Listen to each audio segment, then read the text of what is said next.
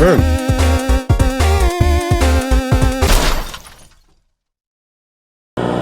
Hello everybody and welcome back to Adventures in Collecting. And welcome to our inaugural episode of Premium Toyetic Event.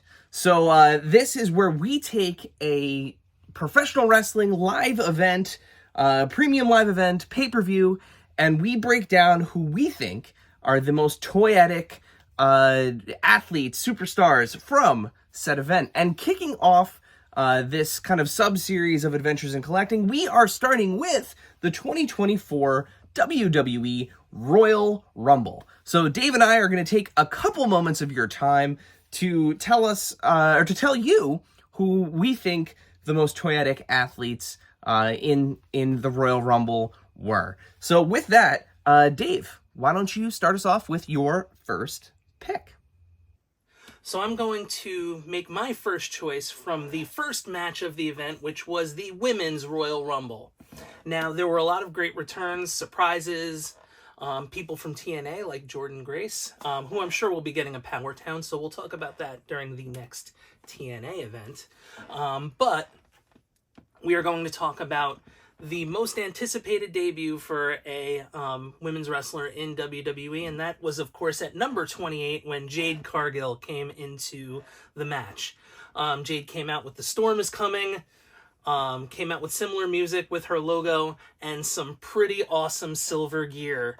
It was a perfect debut for a superstar that we've all been anticipating for the longest time. Now, Jade has had some great Jazzwares figures, and I think her first Mattel figure will absolutely be a home run, especially if we're looking at this Royal Rumble debut gear. So for me, my first choice, Jade Cargill at number 28. So my first pick from the 2024 Royal Rumble comes from the event's opening match, the Women's Royal Rumble, and my first pick is returning WWE superstar Naomi. So after doing some time in TNA and winning the Knockouts Championship there, she is back in the WWE, and we are feeling the glow. So of course Naomi had a wonderful WWE Elite figure pretty recently. But now that she's back, she's got a new look. There's a super toyetic vibe of her always, with the light up sneakers. I love the fact that she had her name, hair tattooed, I guess you could say, in the back of her hair. Really, really great look for Naomi. Plus, she did a great job in the Rumble. She was in there for quite some time. Dave and I were actually joking about this. The person who comes in at number 2 never really gets the same credit as the person who comes in at number 1, even though the match doesn't start until they're both in the ring. So technically 1 and 2 are really the same slot in terms of performance-wise. But of course, Naomi, looking toyetic as ever, she is my first pick for my top toyetic of the Rumble. My second choice from the Men's Rumble should be no surprise to you. It is, of course, going to be the entry, again, at number 27 this time. Was he number 27? Yes, he was. We'll keep that in, because I like it. Number 27, of course, I am talking about the 10-year return to the WWE Royal Rumble from his last match, which was pretty much, if it wasn't to the date, it's pretty darn close to the date. Of course, I'm talking about CM Punk. And, CM Punk wasn't in any spectacular gear, wasn't anything too crazy. It was pretty similar to his current t-shirt design, but it was a monumentous return. And monumentous, I made up a word. Monumental, that's where we were going. I'm keeping this in. This is the take you're getting. So, CM Punk's monumental return to the WWE, to live televised events, to the Royal Rumble. CM Punk was the next to last person in the Royal Rumble. He was eliminated by Cody because Cody won. But CM Punk's gear, similar to his t-shirt in those Chicago flag colors, should be a good first figure for Mattel to bring back out. So, my second choice, CM Punk. And for my second pick, I'm headed to the Men's Royal Rumble, and another returning superstar. So somebody that Dave and we actually got to see his last match in AEW at World's End in Long Island. Andrade El Idolo is back in the WWE, and of course, he always looks great. He is always toyetic.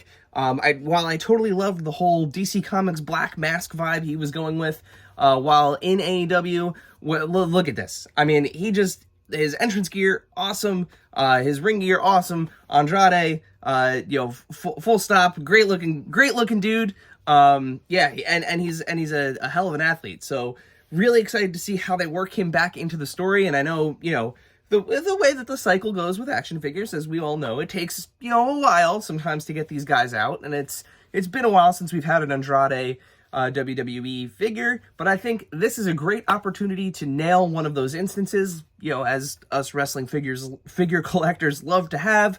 We love to have figures that line up directly with a specific event, a specific look, a specific attire, and Andrade made a splash at the Royal Rumble this year, and that clash in the ring with Santos Escobar, little friction there, looks like he's coming back a babyface.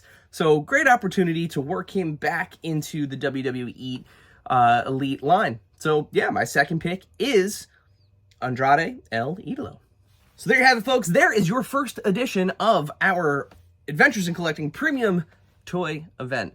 As always, make sure you are following us at AIC_podcast on Instagram, on X, on TikTok, all the places where we're constantly posting toy news, deals, availability, anything and everything that we think would help out the community. And if you are watching us on YouTube, make sure you hit that subscribe button so that way you don't miss it when we post new videos. And if you're listening to us on your preferred podcast platform, make sure you're subscribing, rating, and reviewing us there as well. And if you are watching us on YouTube, you can just look us up at Adventures in Collecting, wherever you find podcasts, where we're going to be constantly posting new content every week. We've been going 5 years strong almost now, so here's a new little wrinkle to add to your podcast feed on a weekly basis. And let us know if you like this. If you liked this premium toy event format, we're excited to deliver more of it. And as we come up to future premium live events, maybe we'll go back into the past and we'll take a look at older premium toy event or premium live events from the great history of professional wrestling, and we'll identify some athletes that maybe didn't get a figure from their look at that event, and maybe why they should. So yeah, with that, until next time, this has been your premium toy event.